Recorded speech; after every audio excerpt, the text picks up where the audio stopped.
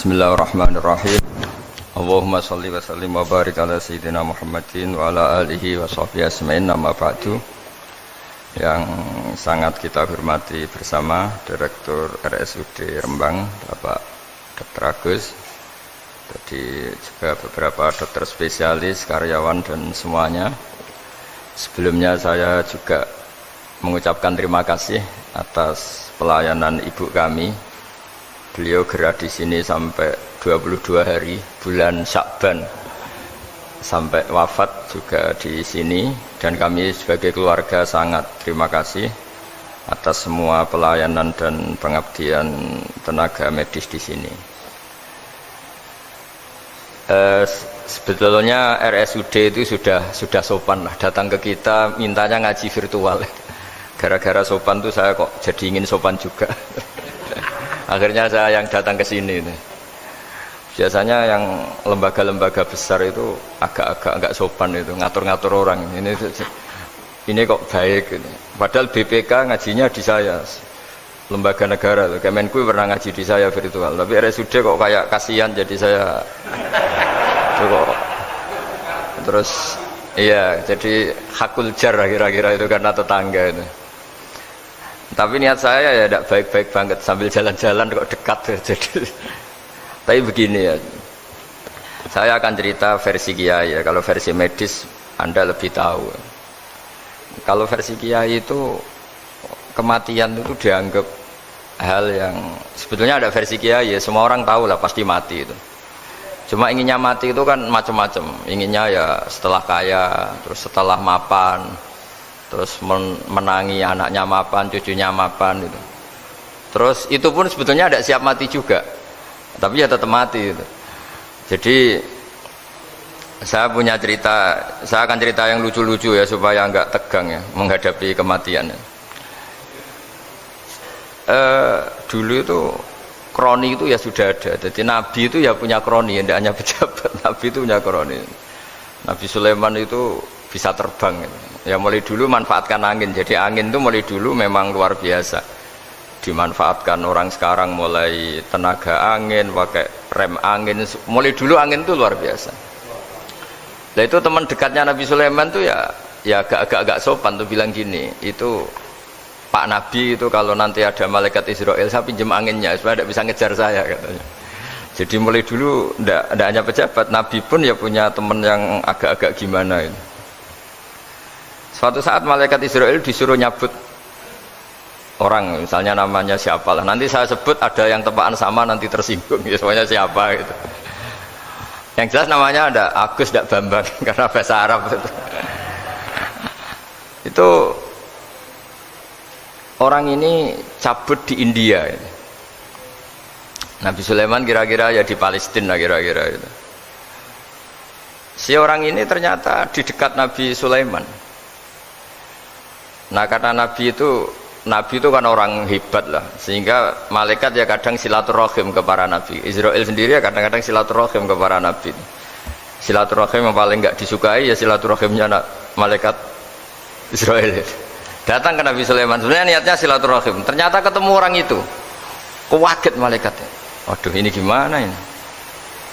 Kok saya disuruh nyabut di India, kok orangnya di Palestina? Nabi Sulaiman kira-kira di kawasan Palestina, di wilayah yang katanya Israel itu. Karena Palestina kita tahu kan, menurut pemerintahan Israel itu wilayah Israel, menurut Palestina pemerintahan apa? Palestina. Tapi Indonesia alhamdulillah sampai sekarang itu nggak mau atau tidak punya hubungan diplomatik dengan apa? Israel. Sehingga kita harus mengistilahkan Palestina untuk warga Indonesia. Kaget malaikat ini, katanya disuruh nyabut di India kok ada di sini. Nah si kroni ini, si orang yang itu melihat malaikat Israel, entah kenapa kok dia bisa melihat itu, mungkin punya kekuatan tertentu karena dekat Nabi. Kaget dia, malaikat melihat dia karena janggal ya, disuruh nyabut di India kok orangnya di Palestina. Si orang ini melihat malaikat juga takut, malaikat itu punya hawa yang luar biasa. Akhirnya bilang ke Nabi Sulaiman, ya Nabi Allah tolong pinjemin saya angin untuk saat ini juga saya bisa terbang ke India. Dipinjemin sama Nabi Sulaiman. Akhirnya orang itu sampai ke India. Dikira angin itu sudah segala-galanya sampai India. Terus malaikat senyum, seneng dia. Wah ini sesuai protokol karena andai kan orang itu tetap di situ, malah malaikat gak berani ngambil karena prosedurnya harus ngambil di India. Jadi andai kan dia tetap diam di situ, sebenarnya malah gak masalah karena gak sesuai apa panduannya harus karena dia terbang di India, malaikat itu nyusul ya terus diambil karena sesuai apa? Saya sesuai perintah harus memang diambil di India.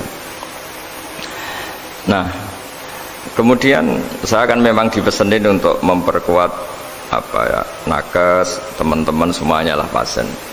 Tapi saya cerita dimulai dari yang seperti ini saya sengaja karena memang ya hidup itu seperti inilah. Pasti kita semua akan mengalami kematian. Cuma inginnya kita ya hidup itu ya sehat ya, terus kalau mati itu ya tidak punya utang karena berat nanti utang itu. Saya tidak tahu fikihnya itu kalau utang pribadi itu hisabnya berat, kalau utangnya lembaga itu gimana itu dihitung salahnya direkturnya apa dihitung salah karyawan yang minta naik apa gaji. Saya tidak tahu kayak utangnya Indonesia itu yang disalahkan itu menterinya apa presidennya apa yang selalu mengajukan gaji 13. Tidak tahu itu karena di kitab tidak dibicarakan, yang dibicarakan utang-utang apa pribadi ya. Kalau yang utang-utang lembaga negara itu nanti tak tanyakan malaikat auditornya ini gimana cara apa itu yang disalahkan menterinya apa presidennya apa direkturnya apa pengajuan proposal itu. Nah singkat cerita itu kalau ngadepin kematian atau sebenarnya yang ngadepi kehidupan juga kita ini inna sholati wa nusuki wa mahyaya wa mamati lillahi rabbil alamin. Saya bicara ilmunya kiai. Misalnya si A itu sebenarnya sudah ditulis dia mati karena kecelakaan. Yang satu ditulis mati karena sepuh, karena tua itu. Yang satu mati karena tersedak, yang satu mati karena ngelindur. Mungkin yang satu mati karena tenggelam. Sehingga sebetulnya andaikan kita melihat Lauh Mahfud, kita ini ya naif. Saya berkali-kali ngaji bilang, kadang kita ini takutnya sampai angking takutnya dari motor ngelamun, gara-gara ngelamun kita. Andaikan malaikat tuh kok suka bully, tawain gitu. Kamu catatannya kecelakaan kok yang kamu takuti apa? Taufik. Yang sejarah misalnya kita pernah hidup menanamkan kebencian sesama itu terus ke bawah. Anak cucu kita dikandani jogeman cocok wong iku musuh bapakmu mbahmu itu. Sehingga anak cucu itu dendamnya diwariskan. Wong dendam kok dia apa? Wariskan. Termasuk utang itu. Ketika kita jabat ingin rumah sakit ini mewah, pikirannya kok isdadi, aku seleren semikir direktur berikutnya. Itu tidak tahu itu nanti hisapnya ke siapa. Saya ulang lagi ya. Maka dalam satu ayat dikatakan laqad kunta fi ghaflatin min hadza fakashafna anka ghita'aka fabasarukal yauma hadid. Manusia ketika di dunia itu dianggap tidur. Tidur itu dengan tanda kutip itu bodoh. Bodoh itu tidak tahu. Fakashafna anka ghita'aka. Nanti setelah kamu mati itu pinter. Tapi ketika Anda pinter sudah meninggal, sudah tidak bisa memperbaiki kesalahan-kesalahan kita. Nah kenapa kita dikatakan sekarang ini tidur? Karena kita ini sering menyaksikan sesuatu yang sebetulnya tidak ada hubungannya dengan kita, tidak ada hubungannya dengan kebutuhan kita. Misalnya kita ngelamun, berkhayal, ingin hidup kaya raya, sejahtera, jabat, orang lain anak buah semua. Ternyata itu nggak penting ketika kita di akhirat. Yang penting adalah Anda meninggal dalam keadaan menghamba kepada Allah Subhanahu wa Ta'ala. Saya berkali-kali ngaji, kalau saya berkali-kali bilang andaikan hati kita nanti direkam Allah, nanti di akhirat sudah direkam, orientasi kita direkam nanti.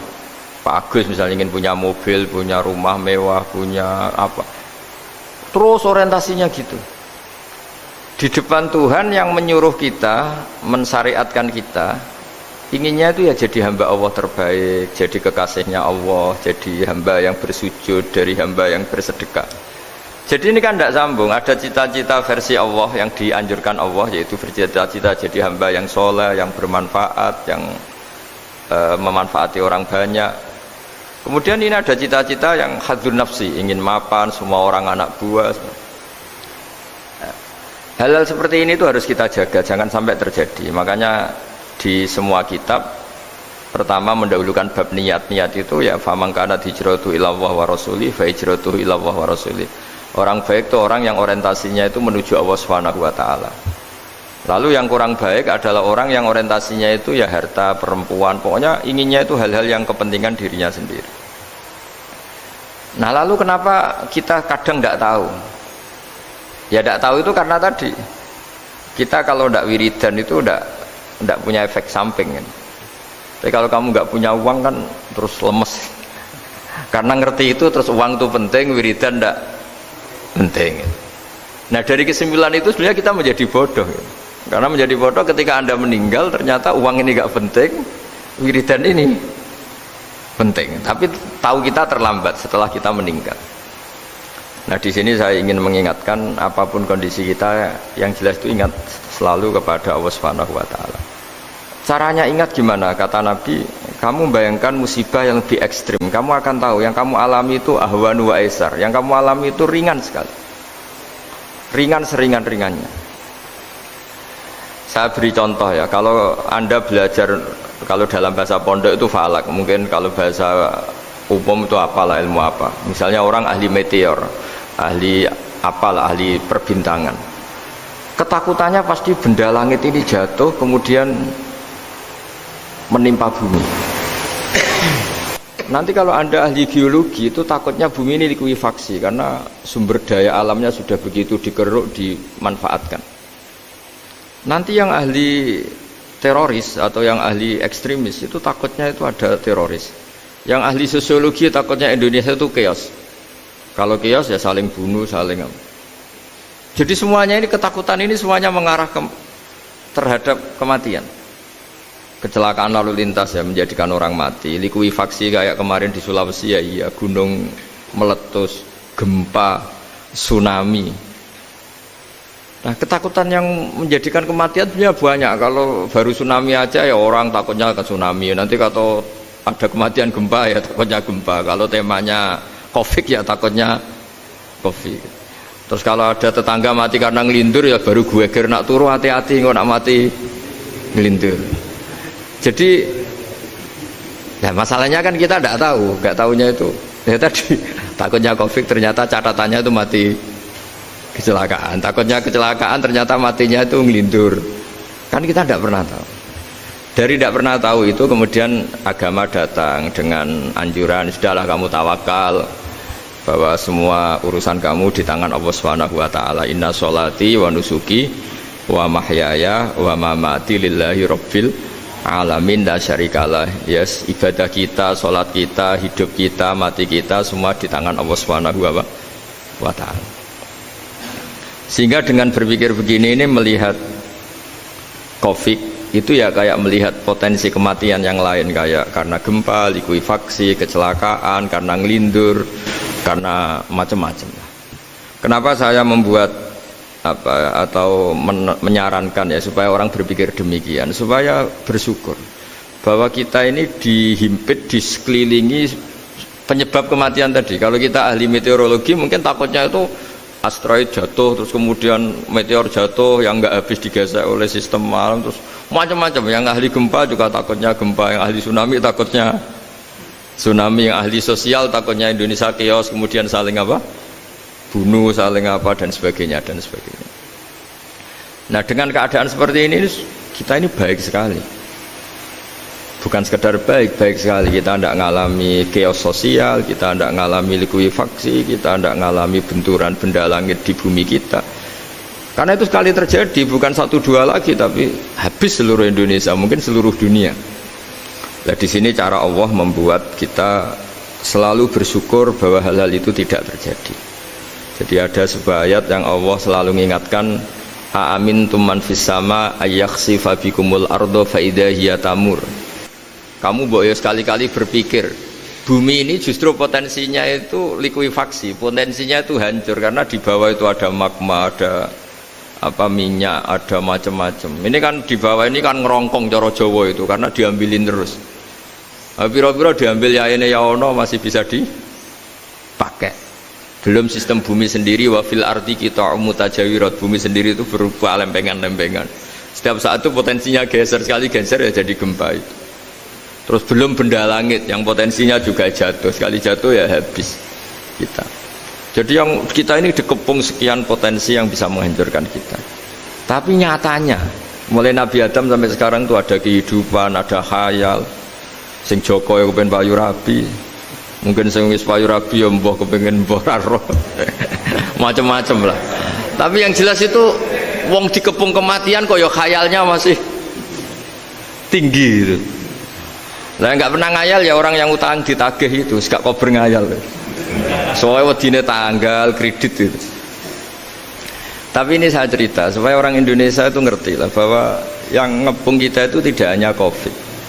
Banyak. Makanya orang Arab itu kalau ngendikan itu wa man lam yamut bisayfi mata bi khairihi ta'addadatil asbab wal maut wahidu. Karena orang Arab itu kan dulu Arab sebelum Islam itu kan satu kabilah nyerang kabilah yang lain. Wah itu kan harus butuh orang-orang tangguh karena dulu sistem rezekinya kayak sistem Indonesia dulu lah. Kerajaan ini nyerang ini supaya satu kerajaan punya eksistensi harus mengalahkan kerajaan yang lain. Bahkan cerita-cerita itu sama lah di Indonesia di mana-mana. Nah itu pemuda-pemuda yang gagah berani itu karena punya pegangan tadi. Wa man lam yamut bisayfi toh mata biwirihi. Kalau kamu tidak mati di medan perang ya tetap aja mati juga. Sehingga mereka kendel gitu kata cerita orang dulu.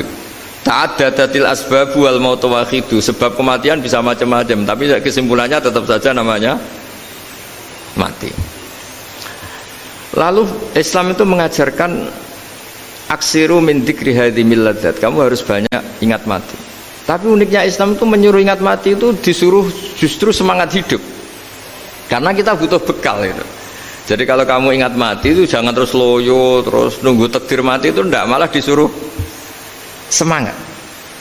Nah, tenaga medis semangat mengobati pasien, yang pasien juga semangat apa? Mensupport dirinya supaya punya keberanian hidup. Orang Jawa nunggoni anak, nunggoni putu. Kalau saya sebagai kiai ya nunggoni santri, nunggoni umat. Jadi ingat mati itu justru dengan cara mencintai hidup. Karena hidup ini adalah bekal kita untuk sanggup ketemu Allah Subhanahu wa taala. Kadang-kadang bekal itu mudah sekali. Ada orang nakal gara-gara minumin anjing yang baru haus, sama Allah dimaafkan.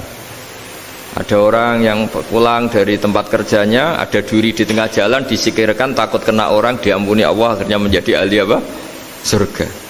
Ada orang yang kerja untuk orang tuanya, kemudian orang tuanya dicukupin menjadi ahli surga. Bahkan ada ahli surga itu ceritanya itu, tapi ini jangan dicoba. Ada orang sudah jelas niat nyon sewu, niat zina, sudah tinggal itu terus mikir dia saat itu takut Allah gak jadi, barokahnya gak jadi, langsung dia jadi ahli surga. Sarannya gak jadi loh ya. Tapi ya tidak usah dicoba. Itu kalau keterusan masalah. Jadi Islam itu menganjurkan ingat mati, tapi justru dengan cara mencintai kehidupan. Karena yang jadi referensi Allah nanti di akhirat adalah perilaku kita, amal kita zaman apa? Hidup. Jadi disuruh ingat mati, tapi justru dengan cara sangat mencintai apa? Kehidupan.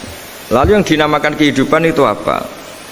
Ya kita-kita ini. Ada yang mengkhidmati agama, mengkhidmati orang sakit, mengkhidmati itu ya berbakti, membantu. Ada yang nata lalu lintas, ada yang nata keamanan kayak Pak Polisi, ada yang nata keuangan kayak Kemenku, macam-macam. Semuanya harus kita cintai, profesi-profesi yang oleh Islam dianjurkan untuk kita nekuni itu.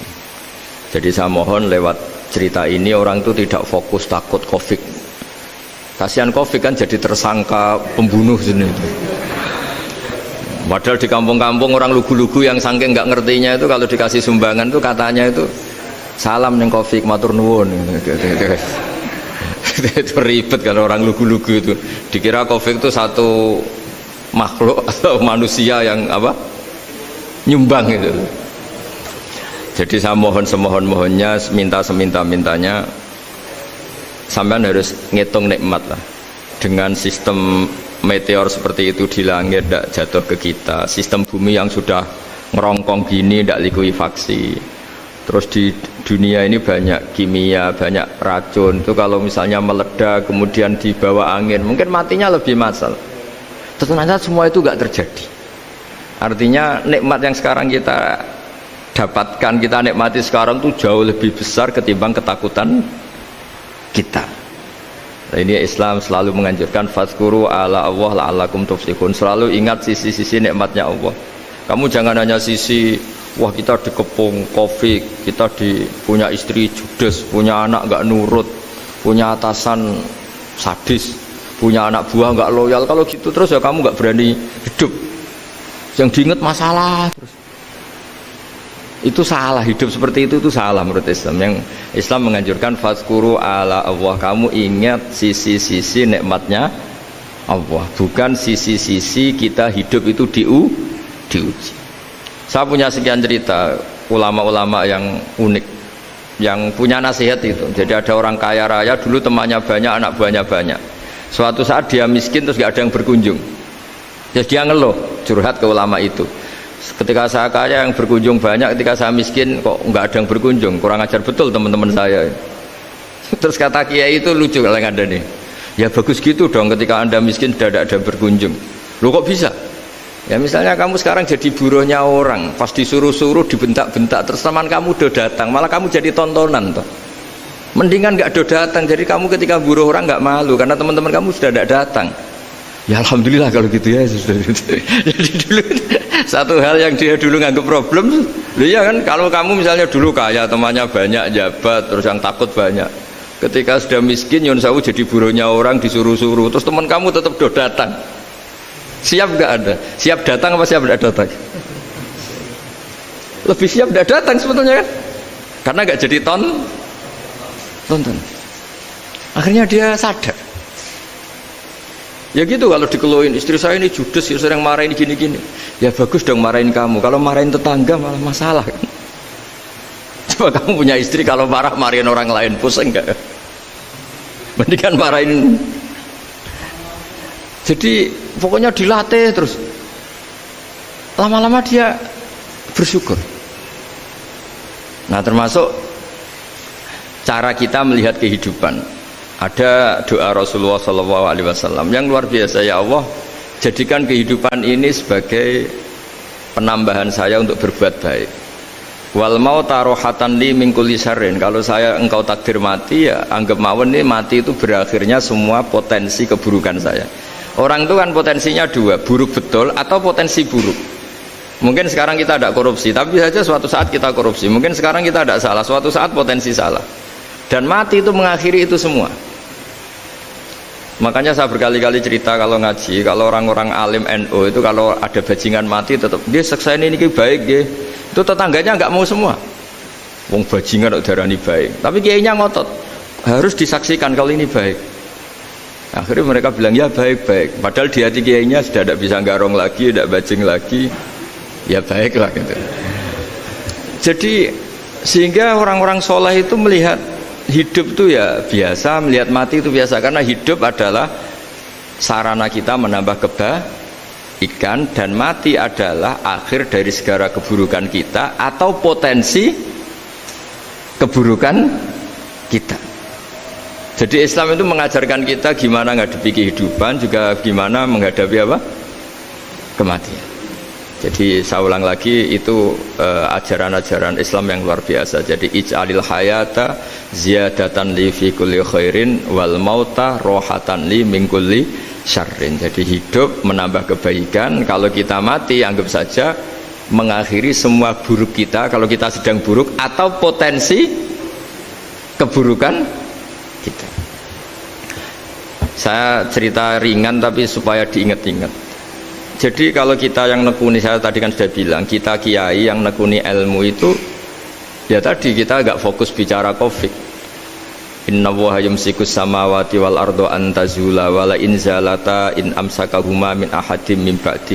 Kalau kamu ahli meteorologi kan melihat ini jatuh jumlahnya besarnya sekian, Ini kalau digesek oleh atmosfer paling masih sekian, kayak kemarin Januari kan hujan meteor yang sering kena Lampung kemarin.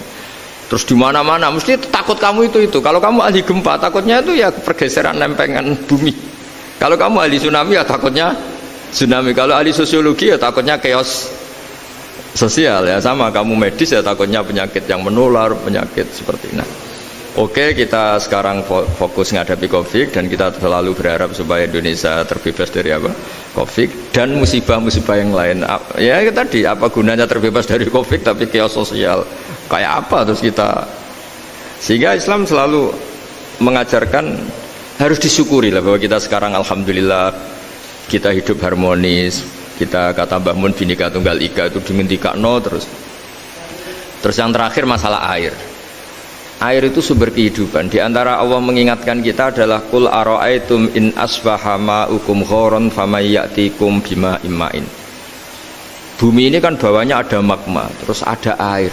Normalnya air itu nggak ada. Secara teori itu normalnya air itu nggak ada karena bumi itu kan kalau ada air kan meresap. Sudah meresap bawahnya itu ada minyak, ada magma, harusnya air itu tersedot habis. Tapi orang saking angkuhnya, saking cueknya ngira air itu malah potensinya itu abadi. Sebetulnya kalau menurut teori alam, air itu gampang hilang kan, diletakkan di bumi ya bumi itu meresap. Nanti bawahnya itu ada minyak, ada sebagian ada magma, ada macam-macam lah. Jadi potensi air itu harusnya nggak ada malah kalau melihat sistem itu. Tapi karena Allah saking rahmannya, air ini dijaga sedemikian rupa tetap ada. Kalau melihat sistemnya kan normalnya malah nggak ada. Makanya Allah selalu mengingatkan in asbaha ma'ukum ghoron. Suatu saat air yang kamu pakai yang jadi sumber kehidupan itu bisa saja tahu-tahu hilang, mungkin tersedot oleh panas bumi atau corong Jawa niku nyeresep entek atau gimana lah cara Allah menghilangkan. Famay ya'tikum bima imma'in. Lalu siapa yang bisa mendatangkan air itu lagi?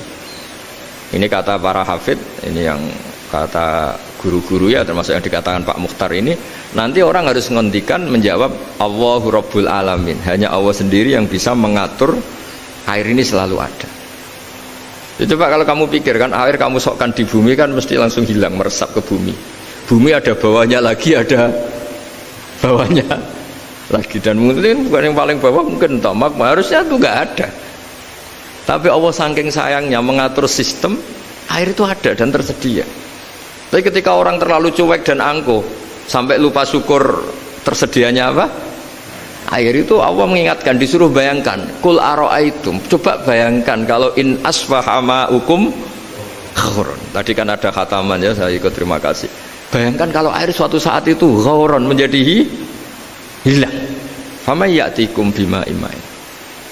Jadi saya tidak bisa spesifik memberi nasihat tentang COVID karena ya tadi yang bisa membunuh kita ini banyak ya, tsunami ya bisa bunuh, gempa bisa bunuh, likuifaksi bisa bunuh, jatuhnya benda lain kita bisa bunuh, takut tanggal utang kaget ya bisa bunuh macam-macam, semacam-macam lah, ngelindur ya. Kemarin mudik aja, yang sebelum tertata rapi aja mudik aja berapa kemarin, kalau ada apa mudik lebaran yang tahun berapa, 3 tahun yang lalu apa 4 tahun yang lalu dulu. Jadi saya mohon, ketakutan kita adalah yang hakikat adalah takut jadi hamba yang tidak baik. Itu yang harus jadi ketakutan sejati. Takut kita di mata Allah tidak jadi hamba yang baik sehingga kita jauh dari Allah Subhanahu wa ta'ala. Karena cita-cita terbesar kita dan cita-cita terbaik kita adalah jadi hamba yang diridhoi Allah Subhanahu wa ta'ala. Sebaliknya ketakutan kita sejati adalah takut su'ul khotimah, takut jadi hamba yang tidak baik. Kita inginnya adalah assalamu alaina wa ala ibadillahis sholihin. Yang berhak mendapat keselamatan dunia akhirat adalah orang-orang atau hamba-hamba yang soleh. Ya tadi, untuk menjadi soleh itu gampang di Islam itu. Tenaga medis nolong pasien ya ibadah, pasien husnudzon sama dokter ya ibadah, mengelola hidup, ingin hidup ya ibadah, anak ngurus istri, istri ngurus, pokoknya anak yang ngurus keluarganya juga ibadah. Semuanya itu di Islam itu asal tidak maksiat itu dianggap apa? Ibadah. Dan untuk orang menjadi kekasihnya Allah kayak tadi, ada orang yang karena ngerawat hewan dijadikan walinya Allah, menghilangkan apa duri atau pengganggu di jalan jadi kekasih Allah. Itu cerita-cerita itu semuanya ringan. Bahkan tadi ada yang cerita sekedar ingin maksiat dan tidak jadi. Dalam Islam itu kan gitu, orang yang merencanakan maksiat kemudian tidak jadi, itu ditulis pahala. Jadi gampang sekali untuk menjadi orang soleh dalam Islam. Kalau tidak bisa itu semua, kata Nabi, takufus syarroka anin nas fa inna sadaqatun minka ala nafsik. Kalau tidak bisa berbuat baik sama orang lain, yang penting tidak mengganggu orang lain. Terus kan enak seturu ning omah ngelamun bengak-bengok dhewe aja banter-banter, tapi nak bengok-bengok banter-banter kan ganggu tangga. Itu asal tidak ganggu orang lain. Takufus syarroka anin nas. Kamu jangan sampai efek buruk kamu berakibat pada orang lain. Itu juga fa innaha shadaqatun minka ala nafsik, itu ya bagian dari sedekah kamu. Taruh saja misalnya kalau secara ilmu medis, misalnya kita ini kok dinyatakan positif COVID, secara ilmu medis nggak boleh ketemu orang lain, terus kamu diisolasi. Kamu niatin ketika diisolasi itu tidak menularkan bahaya kepada orang lain, itu juga ibadah. Jadi ibadah itu gampang sekali, mudah sekali. Karena agama ini yuridu wa bikumul yusra wala yuridu bikumul usra. Agama ini mudah, bukan sulit. Ya, mohon maaf tadi saya nggak bisa datang yang jam 11 karena saya tadi malam hormat di Jogja, acara 7 harinya Kiai Jatabek, tadi pagi baru datang. Tapi saya mohon isfonya yang seneng, ya hidup itu yang seneng, diberi kesempatan hidup sampai sekarang itu yang seneng. Jangan karena teman kamu meninggal terus seakan-akan ini teman saya meninggal, paling saya besok. Kok kamu tahu? Nyatanya besok hidup lagi, besoknya ya hidup lagi, sampai sekarang ya masih hidup. Sudahlah, mensyukuri yang ada. Jadi sudah saya mohon, syukur itu penting. La in syakartum lazidanakum. Justru dengan kita syukur itu insya Allah segalanya akan tambah baik, tambah baik. Nggih, matur nuwun ngapunten ingkang kathah. Assalamualaikum warahmatullahi wabarakatuh. Terima kasih kepada beliau Romo Kiai Haji Ahmad Bahauddin Nur Salim, atau biasa kita sapa dengan Gus Baha.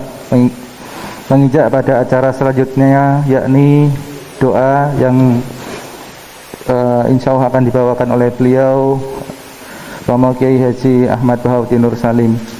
Monggo kepada beliau waktu dan tempat kami persilahkan. Al-Fatihah.